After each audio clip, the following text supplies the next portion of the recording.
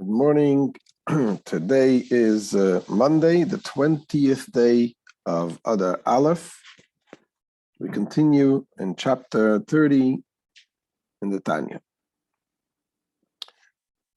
So we learned yesterday about how the person should feel himself humble compared to other people, even people that apparently are on a much lower level than we are.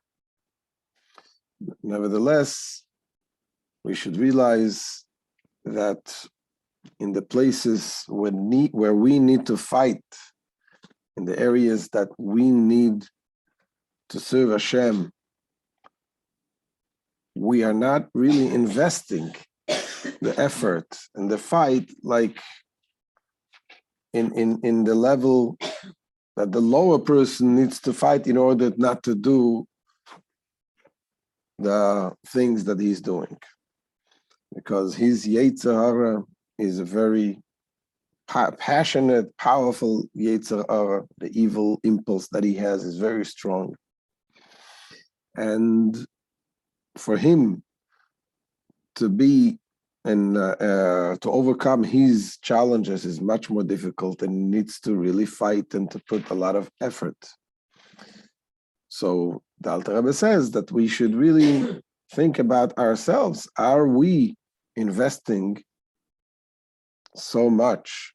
Are we really fighting? Do we put in so much effort? Do we have so much struggle to do what we do? Or are we doing things like an routine cruise control? We live our life on cruise control, even though we're doing the right things, but we're not really struggling to do the right things. And we explained yesterday the benefits of the struggle. That when you're really fight, that means that you are actively doing something. Like when you exercise, when you feel the resistance, you know that you're doing something positive, you're working yourself. So when you're feeling the resistance, the Yetzer Hara doesn't want you to study that much.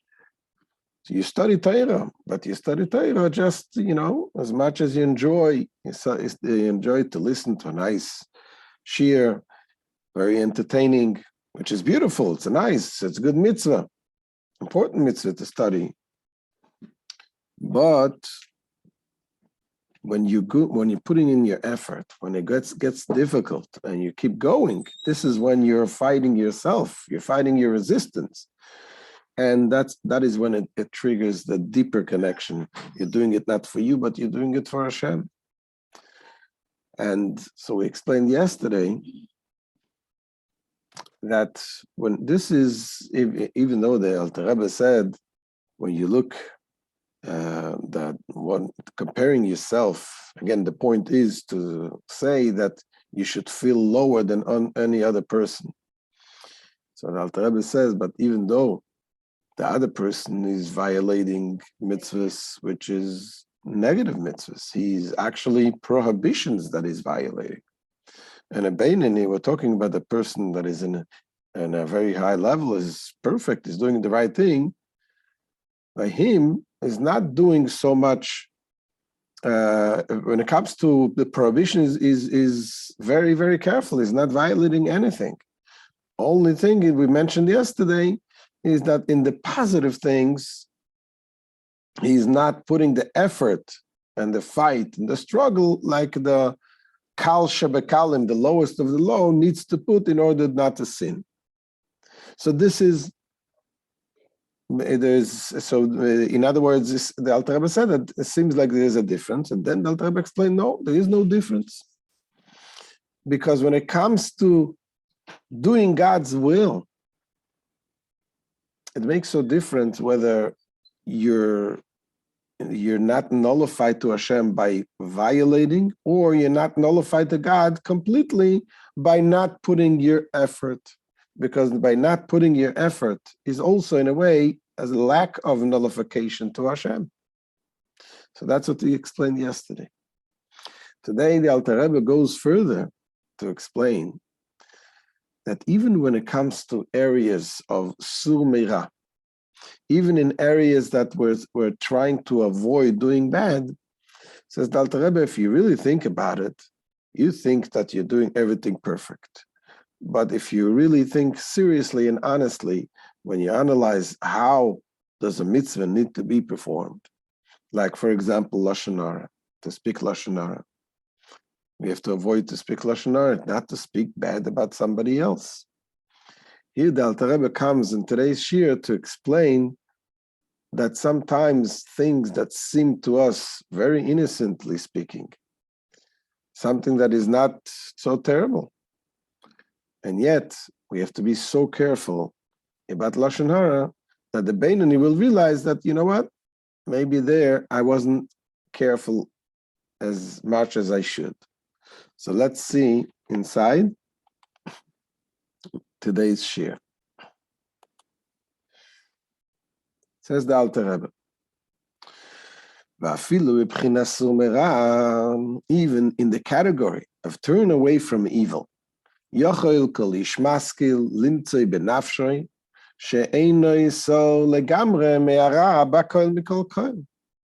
every thinking man can discover within himself that he does not turn completely and totally away from evil. And he gives us examples. In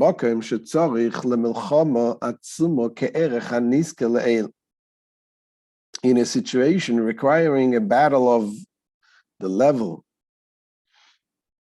meaning the magnitude described above, what we said yesterday about the battle that the Kal Shebekalim, the lowest of the low, needs to battle in order to fight his fight, not to violate.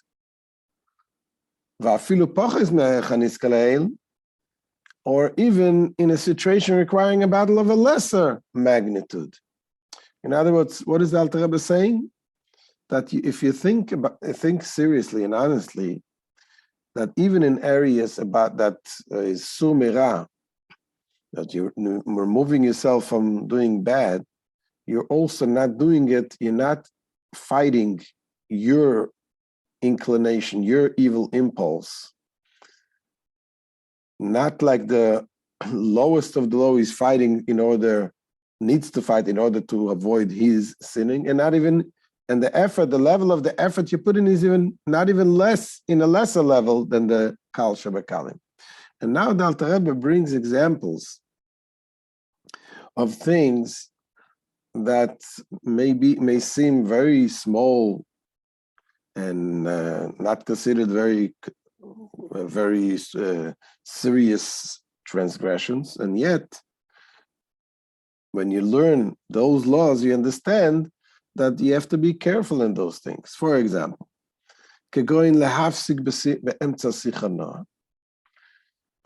he may find that he does not summon up the strength to stop in the middle of a pleasant gossip.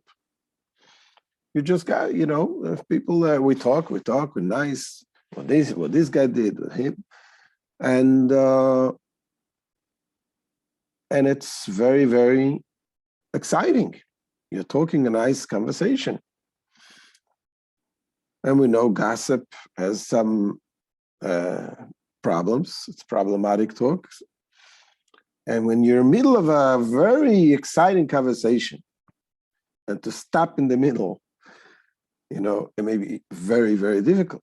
You have to fight to stop in the middle of such a conversation. Or another example, or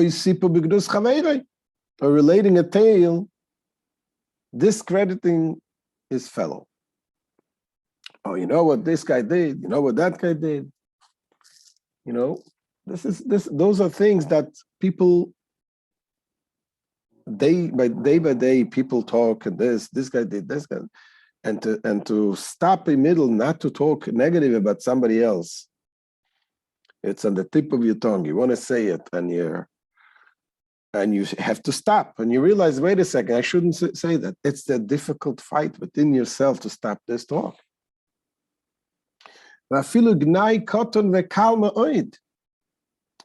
And even when we're talking about a very slight slur, afshu be'emes, and even if it is true, even though his purpose in relating the story is to exonerate himself. So the Alter Rebbe is going to bring an example from a story from the Gemara. The Alter Rebbe doesn't say all the details. I'm going to say outside a little bit of the details of the story. So what happened there, this Rabbi Yehuda Nasi, was talking to his son, Rabbi Shimon. They were discussing about a certain get. Get is a divorce contract. Shouldn't happen to anybody. There is some special get that is called get mekusher. Get mekusher means that is a get that you fold every line on the parchment and you tie it, they sew it together. And they sign. Every line they sew and they sign. And the reason why they did it especially for Cohens. If a Cohen wanted to write a get and divorce his wife, they would write such a get mekusher. Why? Because a Cohen, if once a Cohen divorces, he's not allowed to take back his wife. If anybody else, if he gives a divorce to his wife, there's actually a mitzvah in the Torah to remarry. If things to work out, they realize they made a mistake, so they can remarry. But a Cohen, once he divorces his wife, he is not allowed to remarry, because a Cohen is not allowed to marry a divorcee, even his own divorces. So that's why they would write this get mekusha, this get with every line to make it more difficult. Now, so the Alter Rebbe, so Rabbi Yehuda was asking, where is the date on this get? And Rabbi Shimon, his son, said to him, maybe it's between the folds.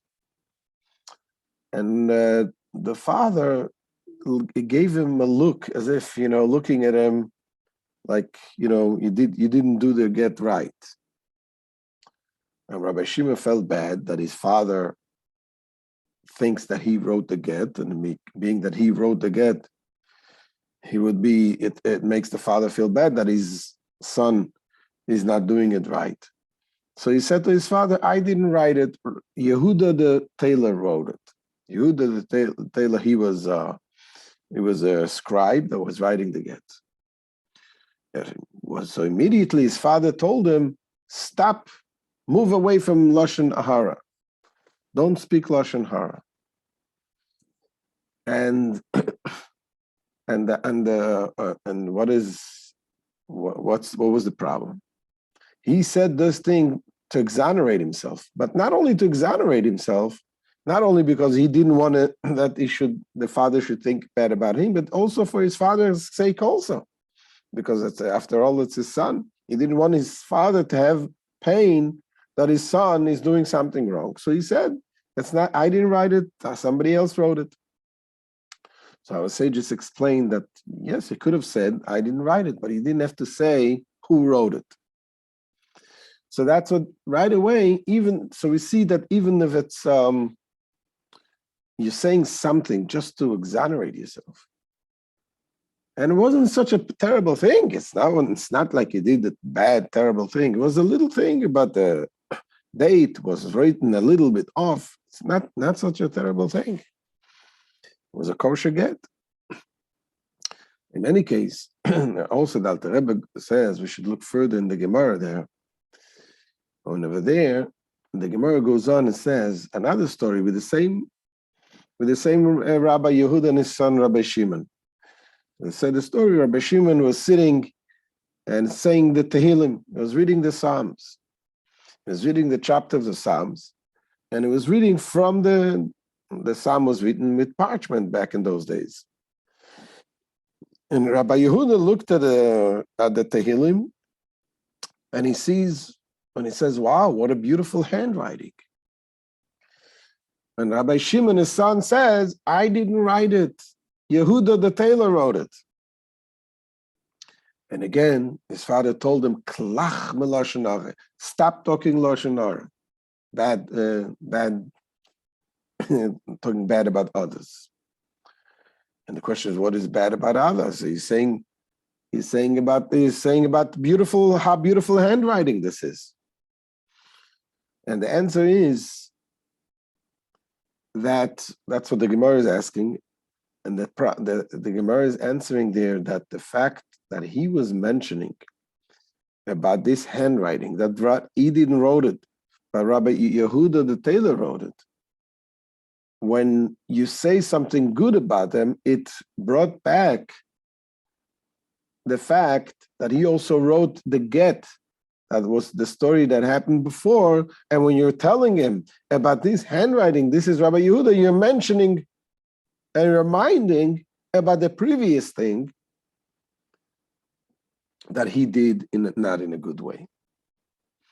So again, what the Alter Rebbe brings out here, how careful we need to be about lashon hara, and when a person realizes that he's not perfect, when he thinks about the way he talks and the way that his way, there's a lot of room for improvement. Now you realize you're not such in the greatest level. You still have a way to go. So that itself brings the person to humility, and therefore to be able to serve Hashem and to open up his heart to godliness. Continues the Alter Rebbe inside, and then this is the story that he brings.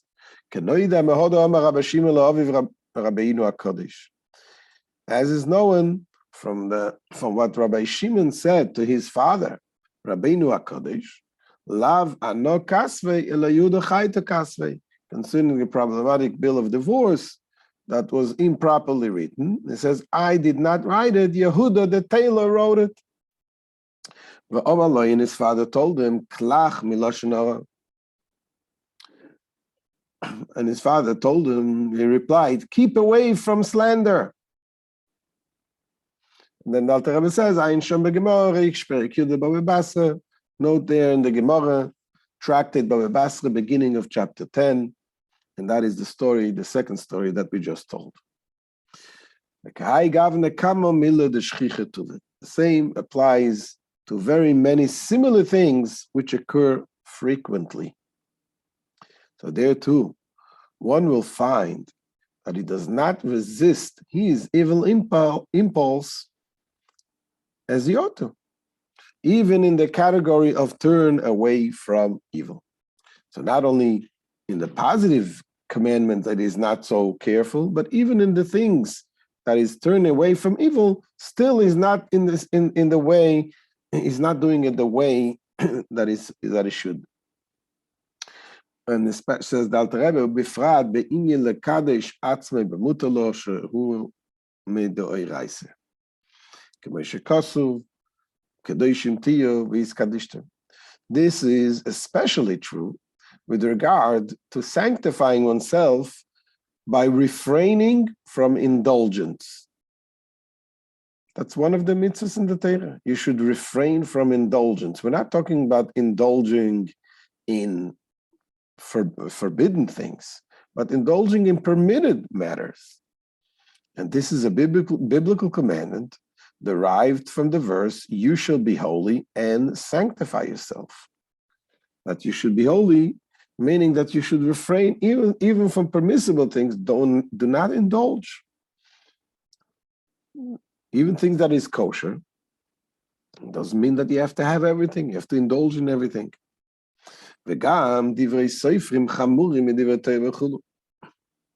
Moreover, even according to the opinion that this commandment is not of biblical origin, yet rabbinic enactments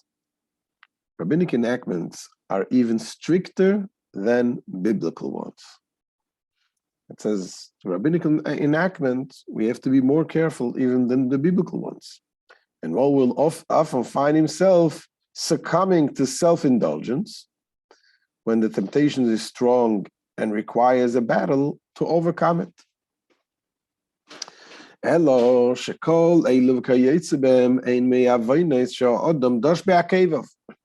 all of these and similar matters are among the sins which people trample underfoot.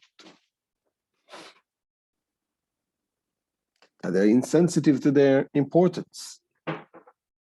You know, when you some things that you don't realize how important they are. So they say that they're trembling under the foot, meaning you're just doing it. You're not realizing that this is also things that you should fight your own impulse and not do them. Another thing says the Alter Rebbe, and which have come to be regarded as permissible because they are committed repeatedly. And when a person does a thing, again, something which is not permitted, you're doing it the first time, it's like, you feel you did a terrible thing. When you do that again and again and again, all of a sudden you lose the feeling of the severity of the thing.